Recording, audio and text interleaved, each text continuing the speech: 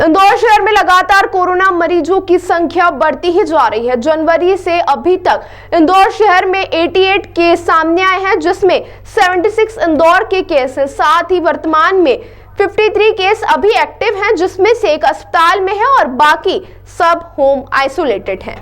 देश भर में कोरोना के केस बढ़ते जा रहे हैं और अब इंदौर शहर, जो कि कोरोना काल में कोरोना का हब बन चुका था, उसमें भी कोरोना के केस लगातार बढ़ते जा रहे हैं।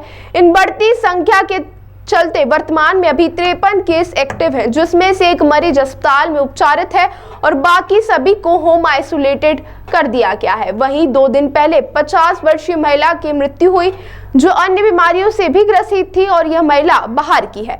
वर्तमान में अगर देखा जाए तो जितने कोरोना मरीज देखने के लिए मिल रहे हैं, उनकी सभी की अधिकतर ट्रैवल हिस्ट्री बताई जा रही है। इसमें 5 साल से ऊपर के बच्चे भी शामिल है और महिला और पुरुष में लगभग सामान्य संख्या का अंतर बताया जा रहा है। वहीं सीएमएचओ ने कहा कि किसी भी प्रकार की कोई डरने वाली बात नहीं है, क्योंकि जो केस आ रहे हैं वह गंभीर रूप के नहीं है, वह घर पर ही उपचार करके मरीज ठीक हो रहे हैं। देखिए, कोविड को लेके हम लोग बार बार बोल रहे हैं कि कोविड को लेके कोई डरने घबराने की स्थिति अभी तक नहीं है और थोड़ा सा जो है हम लोगों को जो कोविड प्रोटोकॉल्स हैं उनका पालन जरूर करना पड़ेगा, ख़ास तौर पे उन लोगों में जो उम्र दराज हैं और जिनके साथ में दूसरी बीमारियां लगी हुई हैं, जिनको हम लोग कोमार्बिडिटीज़ बोलते हैं। तो उम्र दराज लोग जिनमें डायबिटीज़ या ब्लड प्रेशर संबंधी या हार्ट की बीमारियां, पुरानी फेफड़े की बीमारियां रही हैं, अस्थमा है, इनको थोड़ा भीड़ भरी जगहों पर जाने से बचना चाहिए और यदि अति आवश्यक हो तो ये लोग मास्क का उपयोग करें। तो ये हमारे कोविड प्रोटोकॉल्स की बात है। बाकी ऐसा कोई पूरे शहर में पैनिक या घबराने जैसी कोई भी चीज़ नहीं है और अभी तक मात्र 88 केस पॉजिटिव आए, जिसमें से 76 इंदौर के हैं और एक डेथ हुई है अभी रिसेंट में 2 दिन के अंदर, और वो भी मरीज काफ़ी सारी बीमारियों से ग्रसित था।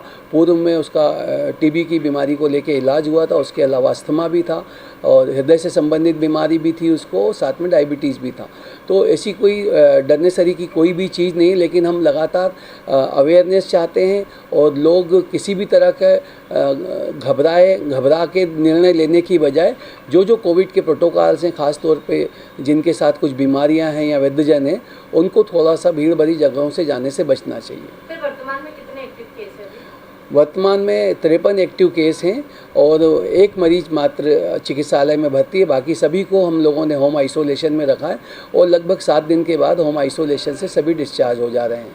सर, जो ये 53 है, इसमें कितने एज के लोग हैं? फीमेल मेल के क्या है, बच्चे क्या हैं? देखिए, मैं बिल्कुल एक एज स्पेसिफिक बात नहीं कर पाऊँगा, लेकिन मैं आपको बताना चाहूँगा कि 5 साल से बड़े सभी लोग हैं और इसमें मेल और फीमेल का रेशो लगभग बराबर है और जो भी एक्टिव एज के लोग हैं जो बाहर निकलते हैं, उन सभी में हमने कोविड के पॉजिटिव के जो मरीज़ हैं वो हमारे बीच में मौजूद हैं और 5 साल से छोटे बच्चे जो भी घरों में कन्फाइंड हैं, उनमें किसी भी तरह का एक भी केस अभी तक पॉजिटिव प्राप्त नहीं हुआ है। सर, ये जो महिला जिनकी डेथ हुई है, मेल है, फीमेल है और इनकी एज क्या थी और कहाँ की? ये फीमेल थी, लगभग 50-51 वर्ष की और रतलाम की निवासी थी और इंदौर में इनको उपचार के लिए रेफ़र किया गया था और उपचार के दौरान इंदौर के MRTB अस्पताल में इनकी मृत्यु हुई है। सर, ये 53 जो केसेस है, ये इनकी क्या ट्रैवल हिस्ट्री है या किसी के संपर्क में? ज़्यादातर मामलों में ये देखने में आ रहा है कि पेशेंटों की ट्रैवल हिस्ट्री है और इसीलिए हम बोल रहे हैं कि जिन भी लोगों को कोमार्बिडिटीज़ है या जो भी लोग वृद्धजन हैं, वो यदि ट्रैवल वगैरह उनको करना पड़ रहा है तो कोविड प्रोटोकॉल्स का पालन करते हुए ट्रैवल करें। सर, टेस्टिंग के लिए जो टेस्टिंग बढ़ाई गई है क्या?